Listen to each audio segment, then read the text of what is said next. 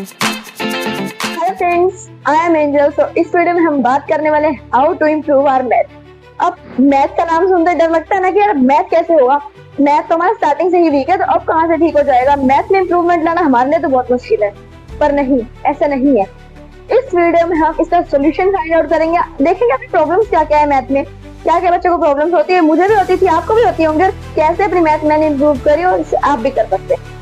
इस वीडियो में हम कुछ 5 ट्रिक्स के बारे में बात करने वाले हैं विद इन 7 डेज, जो हमारे मैथ को यहाँ से यहाँ लेके जा सकती हैं। So let's go, let's begin. है अपने बेसिक्स को इम्प्रूव करो। अब बेसिक्स को कैसे इम्प्रूव करना है? बेसिक्स को इम्प्रूव करने के लिए आपको यूट्यूब पे कितने सारे वीडियो मिल जाएंगे जो आपके बेसिक मैथ सिखाते हैं। बिकॉज कई बच्चे ऐसे होते हैं, कई बच्चे बहुत सारे बच्चे ऐसे होते हैं जिन्हें बेसिक मैथ ही नहीं आता है, बेसिक कैलकुलेशन में जो अटकते हैं, बेसिक लाइक ये नहीं पता कि अगर सेक्शन में ये है तो ये ऊपर जाके कैसे हो जाएगा। उन्हें बेसिक मैथ ही नहीं आता होता है, तो उन्हें क्या जरूरत है अपने बेसिक मैथ इंप्रूव करने की? वो लेक्चर्स देखो, उसे समझो, अपने बेसिक स्ट्रॉन्ग करो। और बेसिक स्ट्रॉन्ग हुआ तो कहते हैं नींव स्ट्रॉन्ग हो ना, तो आगे का काम अपने आप ही होता जाता है। मैथ में सबसे फर्स्ट स्टेप है अपना बेसिक स्ट्रॉन्ग, एंड हमारा सेकंड स्टेप है अपनी मैथ को इम्प्रूव करने का लॉजिक सुनो, विजुअलाइजेशन पावर बढ़ाओ, अपनी इमेजिनेशन बढ़ाओ। अपने कोई क्वेश्चन करा दिया जाता है मैथ में, हमें लगता है कि हम कर लेते हैं, हो गया, लेकिन नहीं, इसके पीछे लॉजिक फाइंड आउट करो कि अगर ये ऐसा हुआ तो क्यों हुआ, इसके पीछे क्या लॉजिक है, क्या कैलकुलेशन लग रही है। हम लॉजिक कभी भी नहीं देखते हैं, यही मेन पॉइंट है जो हमारा मैथ वीक करता है। हमें जो सर ने सिखा दिया, सब मैम ने सिखा दिया, हमें लगता है कि नहीं इस टाइप से होगा, ठीक है ठीक है ठीक है, लेकिन वो मैथ है, उसके पीछे आपको लॉजिक फाइंड आउट करना पड़ेगा। ऐसा हो रहा है, क्यों हो रहा है, किस लिए हो रहा है, जिससे हमारे वो दिमाग में बैठ जाए, हम उसका कॉन्सेप्ट समझ आए। मैथ को तो चोरी की तरह मत लो कि अगर मैम ने पढ़ा दिया, सर ने पढ़ा दिया तो हो गया, नहीं, ऐसा नहीं। इमेजिनेशन बढ़ाओ, लॉजिक फाइंड करो, इमेजिन करो कि ऐसा हो रहा है, क्यों हो रहा है, सब स्टेप क्या है और ऐसा क्यों कर रहे हैं। हमारा थर्ड स्टेप से ज्यादा इंपॉर्टेंट स्टेप है, वो है डीप प्रैक्टिस। अब हम क्या करते हैं, क्वेश्चन प्रैक्टिस तो करेंगे, कुछ क्वेश्चन आते हैं वो हम कर लेते हैं, जो कुछ क्वेश्चन हमें समझ नहीं आते या तो हम उसे छोड़ देंगे, या तो हम क्या करेंगे, बुक से पढ़ लिया, हाँ ये मुझे समझ आ गया, हमारे माइंड को समझाते हैं कि नहीं मुझे समझ आ गया, छोड़ छोड़ क्या करना, राइट करके देखो। यही हमारा वीक पॉइंट बन जाता है। जो क्वेश्चन आते हैं उसे तो लिख के देखो एंड सॉल्यूशन तक जाओ, और जो क्वेश्चन नहीं भी आते हैं उसे बुक से देखो, करो, अब दोबारा राइट करोगे, देखना 80 to 90% स्टूडेंट ऐसे होते हैं कि दूसरी बार गलत करते हैं क्वेश्चन। क्वेश्चन प्रैक्टिस नहीं करेंगे तो हमें तो लगेगा कि हमें आ गया, लेकिन इन रियलिटी हमें वो समझ नहीं आता है। हम सिर्फ अपने माइंड को समझाते हैं कि हमारे को समझ आ गया। उसे राइट करके देखो, बिना देखे राइट करो, 2-3 बार राइट करो, ताकि जब तक आपको क्वेश्चन समझ ना आए तब तक राइट करो।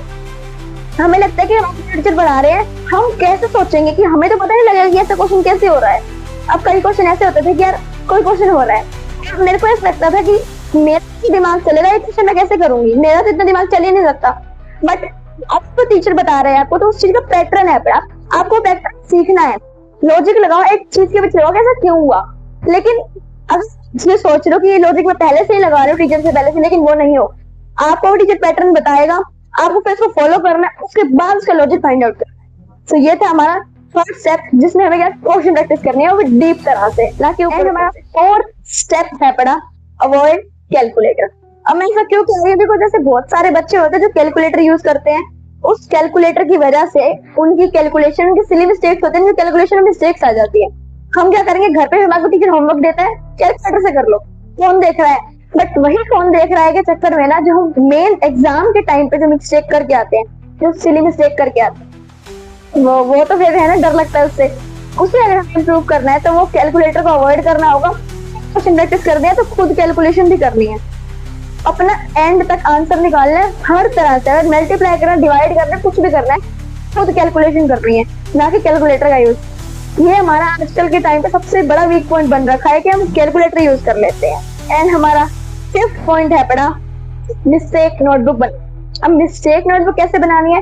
मिस्टेक नोटबुक आपको बनानी है जो भी आप अपने मैथमेटिक्स में सिली मिस्टेक्स करते हो, जो आपको लग रहा है यार ये क्वेश्चन इंपॉर्टेंट है लेकिन मैं यहाँ अटक रही हूँ, मैं इस जगह पे अटक रही हूँ, मैं ये चीज गलत है, तो क्वेश्चन लिखो उस मिस्टेक नोटबुक में, और जहां आप अटक रहे हो उस पर बड़ा सा सर्कल लगाओ और उस पर लिखो कि यहाँ मैं अटक रही हूँ।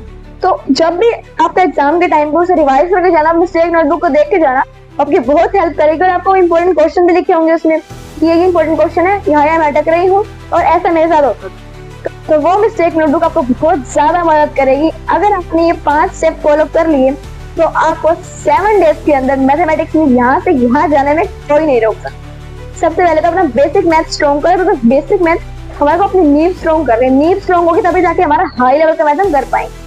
अगर आपको हमारे को बेसिक ही नहीं आएगा, हम एडवांस कर रहे हैं, तो फिर ये देखो ना एडवांस आना ना बेसिक।